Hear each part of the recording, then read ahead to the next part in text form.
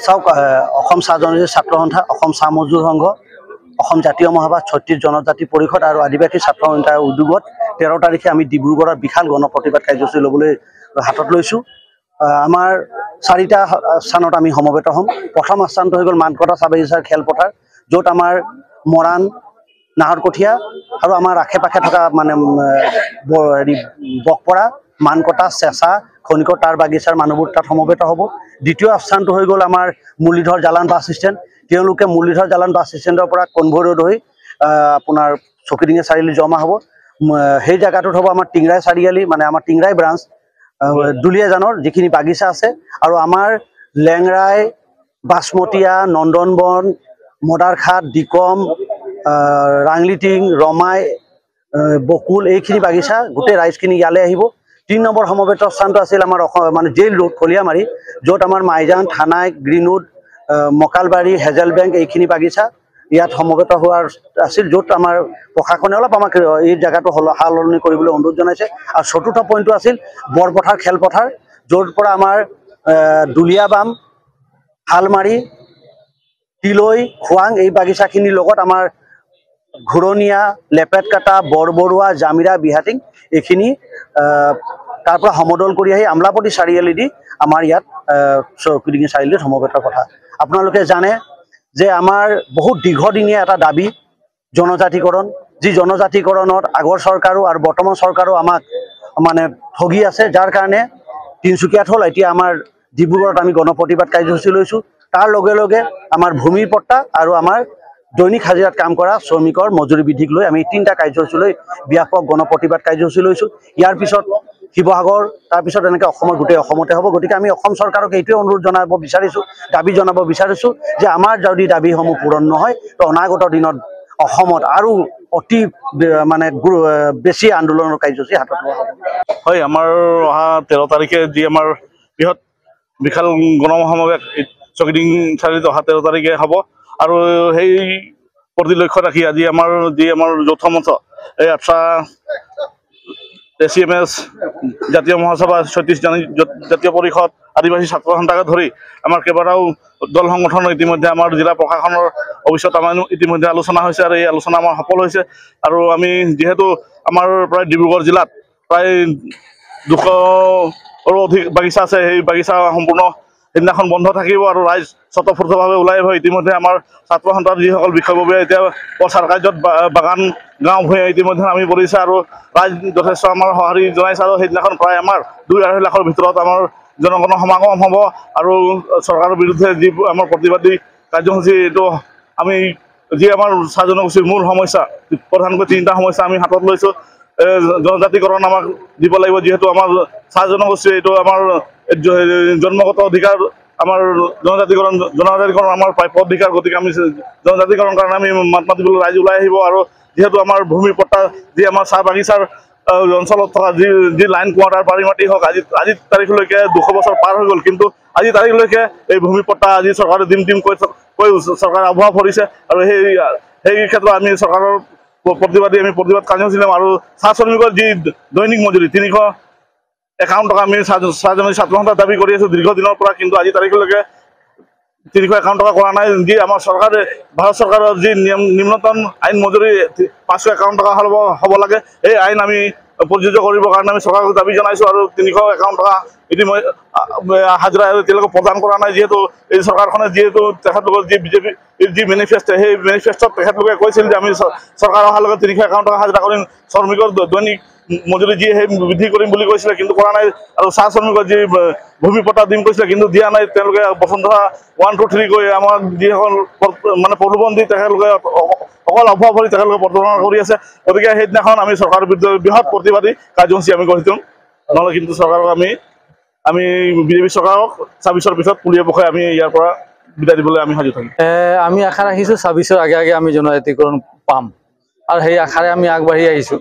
আৰু দ্বিতীয় কথা হ'ল, চৰকাৰ প্ৰত্যেকবাৰতে আমি চেষ্টা কৰি আছোঁ, চৰকাৰক আমি বাৰে প্ৰেছাৰ দি আছোঁ যে যাতে আমাক 6 জনগোষ্ঠী জনজাতিকৰণৰ কথাটো ওলাই আছে, তাৰ মাজতে এতিয়া বিভিন্ন সময়ত বিভিন্ন ধৰণৰ কথাবিলাক ওলাইছে, 2টাই পাব 3টাই পাব এনেকৈ কথাবিলাক। সেইকাৰণে মানুহেও এতিয়া এনেকুৱা হৈছে যে আমাৰ জনসাধাৰণো চাহ জনগোষ্ঠী বা আদিবাসী লোকসকলো ভাবিছে যে আমি জনজাতিকৰণ পাম নে নাই। আমাৰ নিজৰ ওপৰত প্ৰশ্ন আহিছে।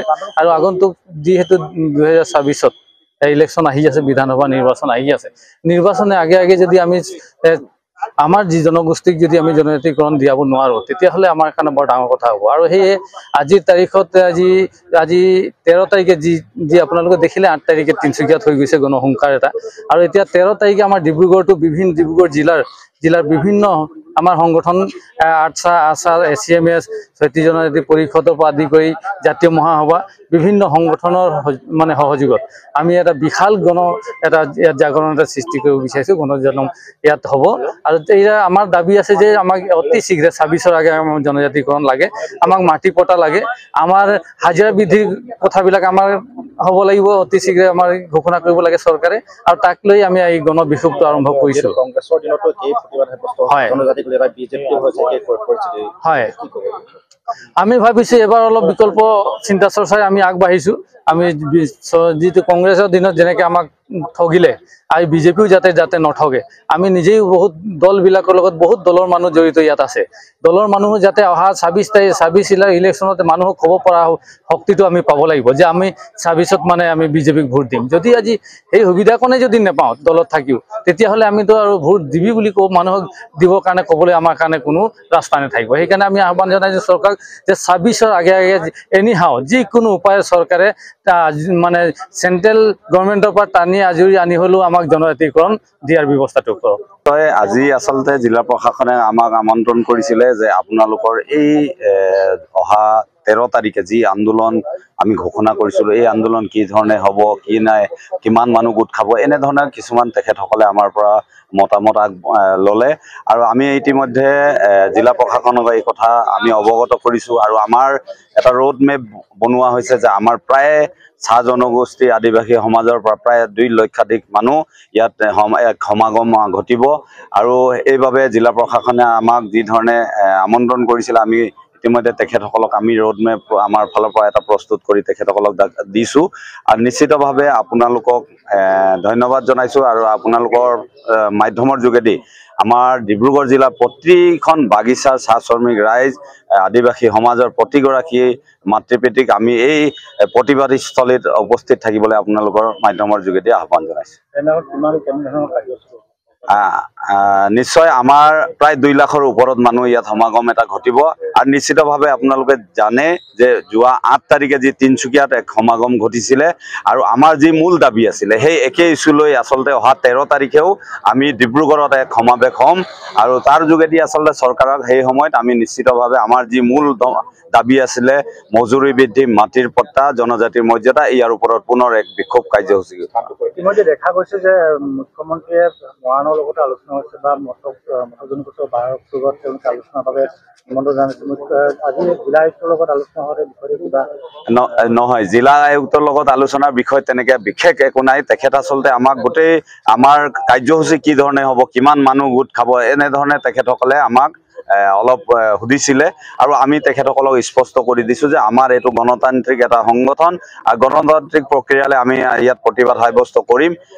তেখেতসকলৰ লগত ইমানখিনিয়ে কথা হৈছে। হয়, আমি তিনিচুকীয়াত যোৱা যি 8 তাৰিখে যি বিশাল গণসমাৱেশ হ'ল, তাৰ ভিতৰত ইয়াতে অসম স্বাধীনতা ছাত্ৰ সন্থা, অসম চাহ মজদুৰ সংঘ, অসম আদিবাসী ছাত্ৰ সন্থা, জাতীয় চাহ জনগোষ্ঠী জাতীয় মহাসভা আৰু জাতীয় জনগোষ্ঠী পৰিষদৰ উদ্যোগত যি অহা 13 তাৰিখে বিশাল সমাৱেশৰ এক আয়োজন কৰা হৈছে। আৰু এই বিষয়ে আজি জিলা প্ৰশাসনৰ কাৰ্যালয়ত আলোচনা হ'ল। তেওঁলোকে আমাক সম্পূৰ্ণ সহযোগ কৰাৰ কথা দিছে। আৰু উক্ত দিনা 2 লক্ষাধিক মানুহ ডিব্ৰুগড় মাজমজিয়াত জমা হ'ব, ডিব্ৰুগড় চহৰত। আৰু আমি সকলো ৰাইজক স্বতঃস্ফূৰ্তভাৱে ওলাই আহিবলৈ, নিজৰ ব্যৱস্থা নিজেই কৰি ওলাই আহিবলৈ, এই অস্তিত্ব ৰক্ষাৰ সংগ্ৰামখনত ওলাই আহিবলৈ আমি আহ্বান জনাইছোঁ। কাৰণ আমাৰ জনজাতিকৰণেই হওক, চাহ শ্ৰমিকৰ মজুৰি 5% বৃদ্ধিকৰণেই হওক, বা ম্যাদী পট্টাৰ এই দাবী, দীৰ্ঘদিনীয়া দাবী, এই দাবীৰ প্ৰতি তেওঁলোকে নিজৰ প্ৰতিবাদ নিজেই কৰিবলৈ ওলাই আহিবলৈ আমি সদৌ সমাজবাদী ছাত্ৰ সন্থা আৰু কেওটা সংগঠনৰ ফালৰ পৰা আমি বিনম্ৰ আহ্বান জনাইছোঁ।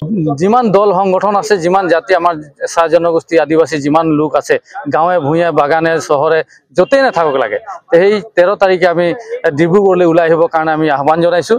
ডিব্ৰুগড়ত আমি ওলাই আহিম আৰু ৰাইজক আমি এটা কথা চৰকাৰক ক'ব বিচাৰিম যে আমাক জনজাতিকৰণ আমাৰ জন্মস্বত্ব অধিকাৰ, এই কথাখিনি আমি প্ৰতিয়ন নিয়াব বিচাৰিছোঁ।